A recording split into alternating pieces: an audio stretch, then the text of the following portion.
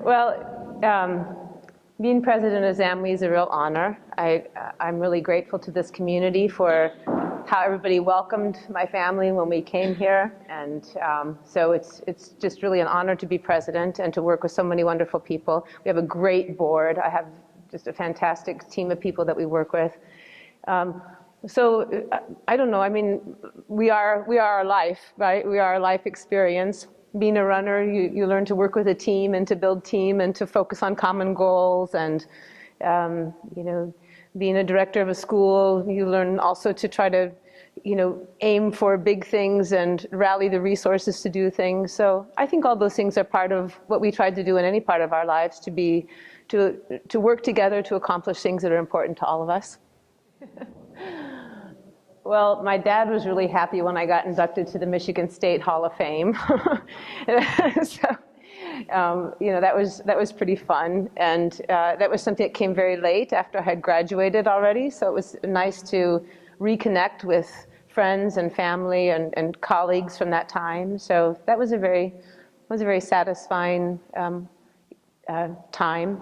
Also, I think it was important for women's sports. It wasn't just me getting inducted, it was really my team and what my team had accomplished. And so it was a nice celebration of women's distance running at that time, and that felt pretty good. So that was personally very satisfying, I guess. Well, my husband and I were married back in, when were we married? 1985. And we were trying to build a life together. I was born in a Lutheran church, and he was born in a Muslim family.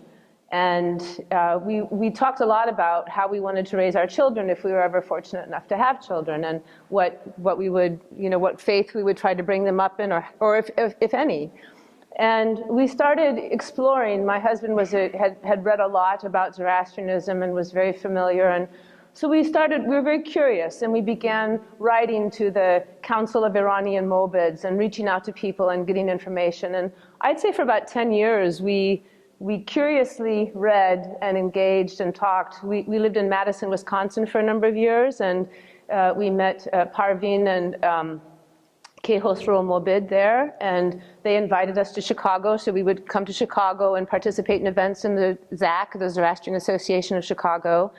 And, you know, so much of the faith and the ideas resonated with the way I thought we should just live our lives. And we wanted our daughters also to be part of something very deeply connected to Iran and something that we really believed in. And so it was a very gradual, you know, long process. It wasn't just one day we decided we were going to do this. It took a lot of thinking and discussion, you know, changing the way you engaged in the world is a long process. So it was, you know, probably a good 20 years or so of kind of gradual transition. When we moved here to Washington, D.C., Timsar Shahriari introduced us to the community and invited us, I think Mina Aydun invited us to come to Sports Day for a Vesta class. And so we showed up and everyone just said, "Welcome, it's so great to have you here." And we just felt home. It was just wonderful. So we knew we had made the right decision, and it was just a very natural evolution.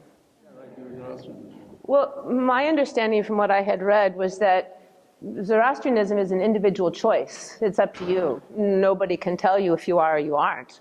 If you decide to live your life according to, you know, being curious, seeking the truth, trying to do your best, trying to, as Kirsty said, leave the world better than you found it. If you're committed to, you know, kindness and goodness to your fellow man. I mean, I think these are things that are foundational to the faith, and it was my understanding of what I read that if that was my choice. That was my choice to become a Zoroastrian. So I felt I was a Zoroastrian all along. I did celebrate by having my Seder Pushi. We had a few friends come over to our house, and Mr. Mobid from Chicago came and did the ceremony. So we did do something ceremonial in that regard. But I felt that I was Zoroastrian before that. So it was just kind of a nice way to bring family and friends together and recognize this important decision in our lives.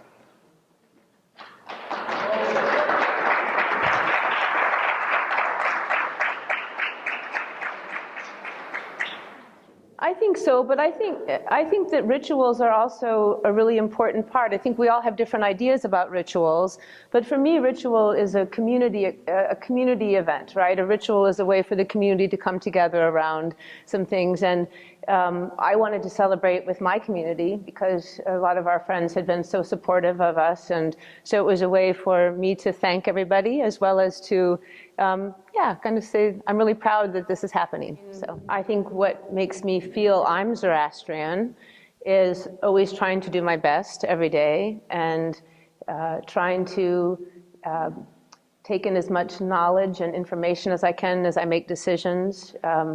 Behram Pistakia, one of our great community members, told me one time that he tries to live a life free of judgment.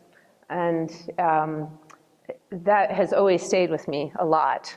And I think that it's really hard to do. You know, if you try to go through the day without making judgments about people, without saying, what a bad driver, or, you know, what a ridiculous decision, or, you know, it's really hard to do. We make judgments all day long, all the time. And yeah, constantly. So, you know, I think trying to hold that judgment, trying to understand and appreciate the experiences of our fellow man, trying to just be the best person that we can be, you know, take in as much information as we can. The Gathas tell us, you know, to pursue the truth, to gather, through gathering knowledge, and we realize happiness through knowledge and through a kind of self-critical experience where we're trying to make the best decisions for ourselves that we can. And that if we know we've considered all of our options and we've done the best that we can live a life of genuine happiness. And so I think it's up to each individual to decide how they live their lives. But for me, it's about, you know, just trying to genuinely live a life without judgment. And I don't come close to being able to do that. I make judgments all the time, but I'm trying. You know, it's a process of constant self-improvement, I think. I think that's what's really important. I mean, I think there's our cultural identity, there's our experience together as a community, there's our recognition of prayers and of ceremonies, there's the things we do collectively. I think it's up to the individual, but you know, in my Avesta class, I used to tell our students, some of our students wanted to study more of the Gathas, some of them wanted to learn more of the prayers, some of them wanted to learn more of the rituals. And I said, all of these things make us who we are. You know, we may identify with one or the other, but as we do things together collectively, it's about building our community too. You know, if you want to be an athlete, you can't just jump up and run one day, right? You have to do your push-ups and your sit-ups, and you have to train, and you have to, and I think it's like that for any community too. We have to work together to be strong. And I think that, you know, part of the way we gather, we eat together, we pray together, we celebrate, we have ceremonies together, we recognize Navjots and Cedric Pushis, we recognize Joshans, we celebrate the Gathas, we have discussions. All of these things make us who we are. So I think I believe at the core, it's about trying to be the best person you can be and genuinely trying to be good in good thoughts, good words, and good deeds, and trying to improve ourselves, trying to be humble about our place in the world and our responsibilities in this world. But I also think it's about how we collectively identify together. I think that's very important too. So I think we have to decide that together. I don't think any one person or a few people can decide that. I think that's something we all have to work on together. But I tell you what I see. And what I see is, you saw in that video that we showed all of these young people at the end. We have some remarkable young people here, and many of them are here today. And, you know, I see in our kids a real passion to practice what they've heard their whole life. And, you know, I don't have the same experience that my fellow community members have. I didn't immigrate from Iran. I didn't immigrate from India. But I think when communities come together out of leaving one whole life and starting over, it takes time, you know, to build a community, and we're trying to get kids through school. We're trying to take care of mortgages. We're trying to do all these things. But I feel, as someone who's been observing for a while, I feel our community is at a point where we've accomplished a lot, taking care of each other and supporting each other and getting this beautiful Dari Mer. And now I hope that we can we can do more. Previous board presidents have done a great job of this, but starting to be more in the world and being more engaged with our communities here in Boyd's and in Washington, D.C. and elsewhere. So I hope that the future is one of this beautiful message of individual responsibility and caring for the world and a kind of humility, that this begins to have more influence in how we live our lives outwardly as well. So that's my hope, is that we follow the path of our children. We take that as an initiative, and we continue to practice our community strength building and our rituals and our practices here, but we begin to live more and more in the world with our ideas. No, I just want to say, being on the board and having the benefit of all these wonderful presidents who have come before, and board members and volunteers, this is a community where if I needed anything at any time of the day or night, I could call somebody, right? I could call Perinage, I could call Shahrzad, right? And if I needed anything, the community would be there for us. That's really unusual in today's world, I think. And so, I just want to say we have a very special community, and we have our disagreements. We disagree about different things. We have different ways that we see as the right way forward.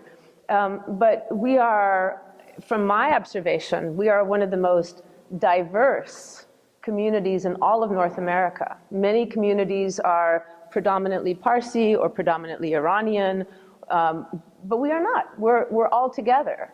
And I think that in and of itself speaks to the integrity and the kindness of this community. And people are really trying to find a way forward. I'm proud of the progressivism that has informed this community, that allows me to just show up one day, my husband and I to show up one day and just, be part of this community. So I'm very proud of this community, and I feel really honored to be part of it. So all in there. Thank you very much, Anne.